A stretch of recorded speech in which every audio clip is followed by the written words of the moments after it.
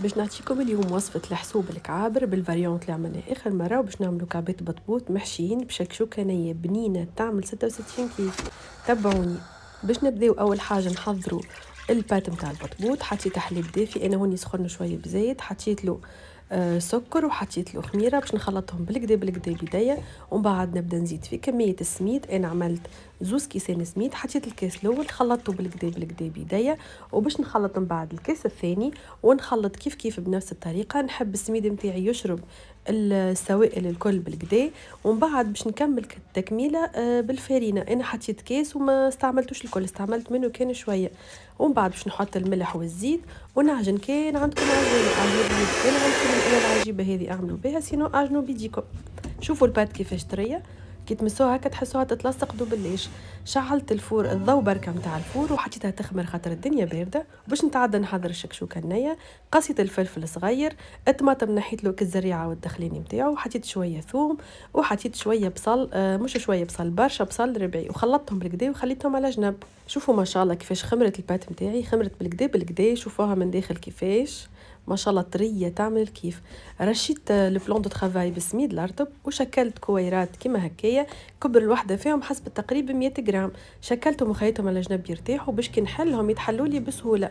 شوفوا كيفاش حليتهم، خليت من داخل كيما هكا خليتها خشينه شويه، حليت كان الاطراف. وحطيت شكشوكه نيه وشويه كعبات مرقاس قصيتهم هكاكا صغيرين باش نسكرها بالكدا بالكدا. ونرش البلون دو ترافاي بالسميد ونحلها هكا بالكدا باش ما تقعدليش من اللوطه العجينه خشينه. وتو باش نتعداو نحضروا الحسوب. اللحم مفروم فوحته بالكدا، ملح وفلفل حلو تابل ونعناع شايح وهريسه عربي وثوم، وكعبرت وكعبورات يكونوا صغار بالكدا. والفاريونت كيف كيف جبته وغسلته وقصيته صغير. حليت مغرفتين فرينه في كاس ماء، وباش نحط توا نقلي الطماطم والثوم والهريسه العربي ونخلط عليهم الكعبورات نتاعنا، نقليهم دوبليش ونزيد هكا بالماء بشويه بشويه باش ما يتحرقليش الشقليه نتاعي. ومن بعد خلطت الفاريونت وزدت الماء وباش نمرق بالكدا هكايا. الوصفه هذه تستحق لتر ونص ماء، تلقاو المقادير الكل في الوصف نتاع الفيديو. وفوحت وخليتها تطيب على جنب. بعد هكاك نصيف ساعه طابوا الكعابر بالكدا، خيط على نار هاديه. صبيت الليكيد اللي صفيته بزاد راهو ما قلت لكمش من الاول، الليكيد نتاع الفارينه والماء راني صفيته بالكدا بالصفايه. ومن بعد صبيته وحركت وخليته كيف كيف يغلي بالكدا حتى تطيب الفارينه. راني قعدت نحرك حتى لين ولات تغلي باش قصيت. في الاخر بكل نطفيه، نزيدو رشه النعناع ونزيدو فلفل برلعبيد والحسوم تاعنا حذار.